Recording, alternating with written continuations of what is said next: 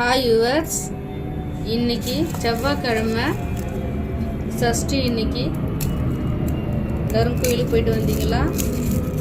இன்னைக்கு நான் உங்களுக்கு ஒரு சின்ன டிப்ஸ் சொல்ல போகிறேன்.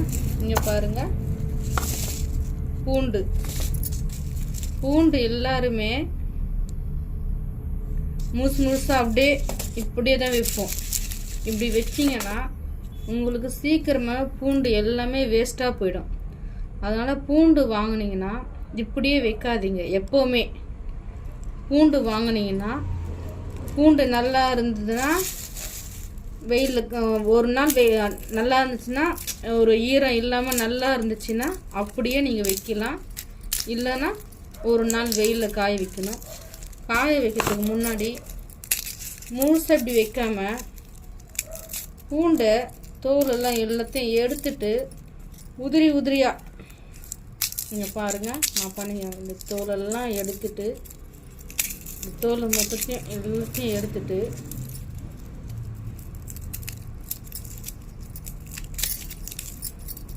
நீங்கள் பாருங்கள், இப்படி உதிரியாக இப்படி எல்லாமே ஒன்று ஒன்றா தனித்தனியாக இந்த மாதிரி ஒன்றா அந்த காம்பில் உதிரி பூண்டு மாதிரி இந்த மாதிரி உரித்து நீங்கள் கூடையில் போட்டுக்கலாம். இந்த மாதிரி போட்டிங்கன்னா உங்களுக்கு பூண்டு வேஸ்ட் ஆகாது. இப்போ இந்த மாதிரி இருந்துச்சுன்னா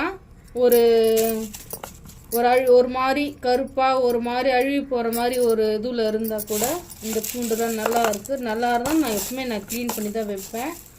அப்போ தான் நல்லாயிருக்கும்.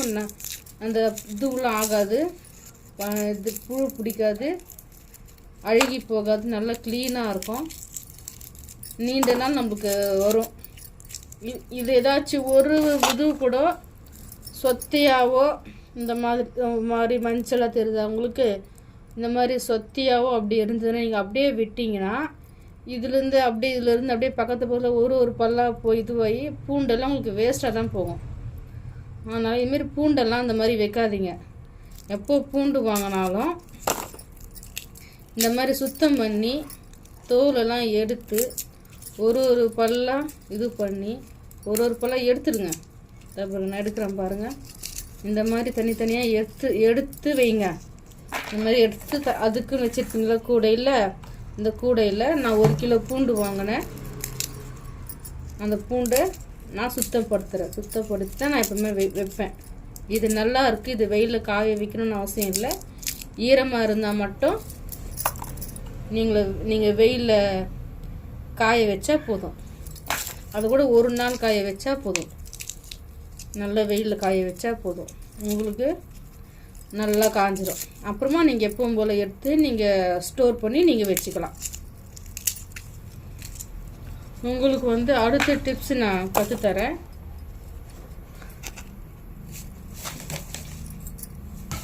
அடுத்த டிப்ஸ் அடுத்த இதுக்கு இது வத்தல். இங்கே பாருங்கள், இது வத்தல். இது நிறைய பேர் போடுவாங்களான்றது எனக்கு தெரியல, ஆனால் நான் போடுவேன். இது சாப்பாட்டு வத்தல். சாப்பாடு மீந்து போன சாப்பாடில் செய்கிற வத்தலுங்க. இது சாப்பாடு மீந்து போச்சுன்னா எல்லோரும் என்ன பண்ணுவாங்க, ஒன்று வெளியில் மாட்டுக்கு போடுவாங்க, இல்லைன்னா பழுது வச்சு சாப்பிடுவாங்க. சில பேர் வீட்டில் எதுவும் சாப்பிடாமல் தூக்கி வேஸ்ட்டாக கீழே போட்டுவீங்க. அந்தமாரி இனிமேல் சாப்பாடு வேஸ்ட்டு பண்ணாமல் மீதமுள்ள சாப்பாடை இந்த மாதிரி செய்யுங்க. சாப்பாடை தண்ணி இல்லாமல் தண்ணி ஊற்றி வச்சுருப்பீங்கல்ல, அந்த சாப்பாடை ஒட்டை பிழிஞ்சிக்கணும். அது ஏற்கனவே நான் இது பண்ணிட்டேன். நான் இன்னொரு நாள் செய்யும் போது கையில் நான் வீடியோ போட்டு நான் உங்களுக்கு காமிக்கிறேன். சாப்பாடு நல்லா ஒட்டை பிழிஞ்சு மிக்சியில் போட்டு ரொம்ப நைஸாக அரைக்கக்கூடாது, ஒன்றும் பாதியமாக அரைக்கணும். ஒன்றும் பாதியமாக அரைச்சிட்டு அதில் ஜீரகம், தேவையான அளவு சால்ட்டு போட்டு, ஒரே ஒரு காரத்துக்கு பச்சை மிளகா போட்டு கடைசியாக அந்த சாப்பாடு நல்லா எத்தனை 2-3 காரத்துக்கு ஏற்ற மாதிரி போட்டு அரைச்சிடணும். பச்சை மிளகாய் இல்லைன்னாலும் கவலை இல்லை, வீட்டு மிளகாத்தூளே போட்டுக்கலாம். போட்டு நல்லா எல்லாம் மிக்ஸ் பண்ணி வெயிலில் வந்து ஒரு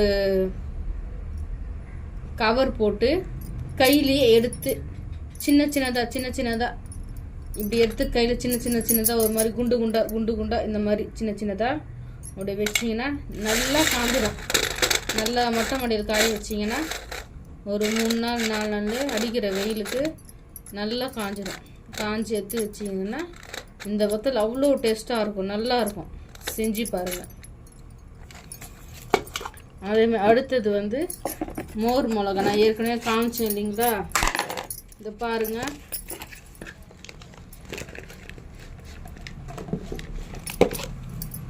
மோர் மிளகா இன்னும் இது ஃபுல்லாக முடியல. இது ஒரு வாரம் ஃபுல்லாக உப்பு தண்ணியில் ஊறிடுச்சு. இப்போ தான் வெயிலில் காய வைக்கிறேன். இன்னிலிருந்து தான் ஒரு வாரம் ஊற வச்சேன். இன்றைக்கி தான் வெயில் எடுத்து காய வச்சு மறுபடியும் அந்த உப்பு தண்ணியிலே போட்டிருக்கேன். இது நல்லா வெயிலில் சுத்தமாக தண்ணி இல்லாமல் நல்லா ட்ரையாக காயணும். காஞ்சதுக்கப்புறமா நான் உங்களுக்கு வீடியோ எடுத்து போடுறேன். Thank you viewers. லைக் பண்ணுங்கள், ஷேர் பண்ணுங்கள். தேங்க்யூ.